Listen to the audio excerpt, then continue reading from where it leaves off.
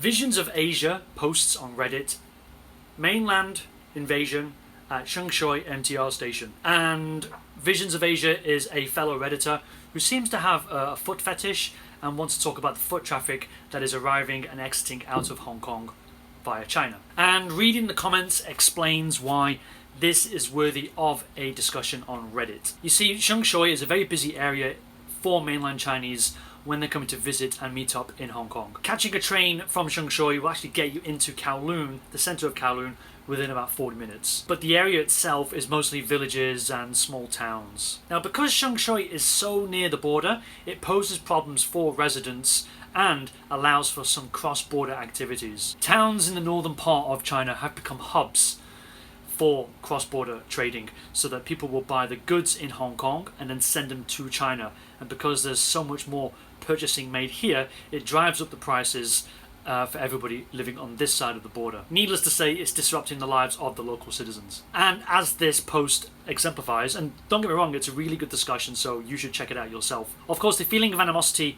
is going to be largely present in Shengshui and in the rest of Hong Kong, the city of Hong Kong, because the city is more expensive than it needs to be. And I feel like Visions of Asia is stating the obvious about how busy a train station is by a border, while in a not so subtle way expressing a negative opinion about the large influx of travellers coming in and out of the area. But as I Am Gorian correctly states, I mean, it is Shengshui. You're there to come in or get out. Whereas other Redditors feel much more strongly about the situation in Shengshui. Relative_low needs to remind us that the locusts are coming, which is generally seen as a racist statement because of the consumption habits of locusts, and you're comparing that to the number of Chinese tourists coming to Hong Kong. Besides the parallel trading, in order to make a quick buck, why do so many Chinese come to Hong Kong? I need to remind you that China is the largest country in the world in terms of population. And of course, Hong Kong is next door. So just by being next door, it's going to receive a lot of visitors. Tourist numbers for Hong Kong in 2017 were 58.5 million people. That's a lot of people. That's like the population of Italy visiting Hong Kong over the course of a year. If you divide it, it's just over 1 million people a week for a city of 7 million people. And if you look on the map, Hong Kong is tiny and has the same population as Switzerland. The other reason, however, is that food standards are perceived to be better in Hong Kong than in China. And baby milk formula is one example with which I'm going to share. In 2008, there was a scandal whereby 54,000 babies were hospitalized because a company was putting melamine inside their baby milk formula. Melamine is a flame retardant. It's a plastic, and someone thought that was a good idea to mix into baby milk formula. Scandals in 2008 and as recently as 2017 have reminded Chinese people that maybe some of their products aren't up to a decent enough quality, and therefore they have to go abroad for safety reasons. Side note, those who were tainting baby milk formula, some of them were executed by the Chinese government. So of course people are invested in their children's health, and they want to make sure that whatever they give their child is going to be safe. I want to add my opinion at this particular point.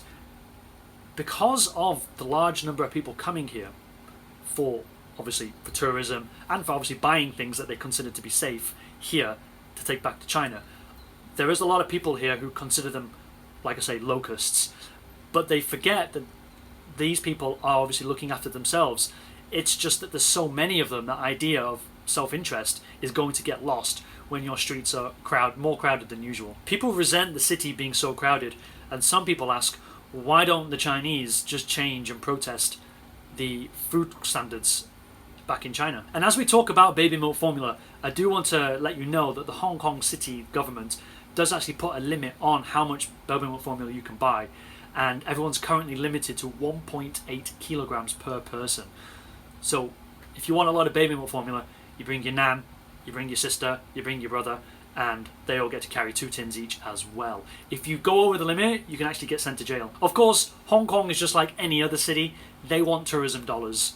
And in Hong Kong, there's no sales tax. The city is in effect a duty-free city, and I'm sure that influences people's minds to want to come here. But I also understand the Hong Kong people's point of view, that they can kind of feel trapped.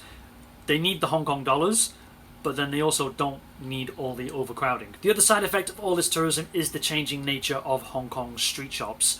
A lot of old shops have been replaced by big chain stores, and they mostly sell cosmetics, baby milk formula, jewellery, high-end goods that typically Hong Kong people won't buy. And I mean won't buy in a large enough quantity to sustain those shops being there. The number of Chinese visitors justifies those shops existing. Of course, the locals feel their communities have changed because these big chain stores don't have the same sense of togetherness that a local community of shops would have. But I want to leave you with two thoughts. If there wasn't much tourism here, what would Hong Kong people do for work? Not everyone sees the large influx of Chinese travellers as a negative thing. Yuan makes the point, I'm happy that Hong Kong's economy is doing better than ever. Most of the locals simply aren't capable of being high spenders. And AA Clavijo is basically saying the Hong Kong people sound like white nationalists, simply being racist towards their own race. My second thought is related back to the border itself. Young Goes to Bath writes confusingly, because I don't know if he's referring to the one country, two systems, or the limit on having 2 tins of baby milk formula. But he writes, I just hope the mainland could just ban the two whatever policy, man. This way people could just go to Hong Kong freely, and after times there won't be any crowding situations anymore. Cause everyone will know that they could just go there anytime, and the hype to go there won't be a thing anymore. And that's where I want to lead the discussion, with some questions. What would happen to Hong Kong's state of affairs if the border went down tomorrow instead of 2047? Would fewer people want to come to Hong Kong because it's now part of Greater China, just like every other Chinese city? Would the food standards change here? And if the food standards didn't change, would the cross-border activities still remain in some sort of way because the food quality is still perceived to be better in this area of China? Okay, thanks for watching. I hope you found this super interesting. I'm going to do a few more videos like this where I'm going to pick out popular topics on Reddit so that I can share some other opinions of Hong Kong people's thoughts with you on YouTube. Don't forget, I mean, you've been looking at that for the entire duration of the video, so I hope you did one and then the other first on YouTube and then you jumped on. Doesn't matter.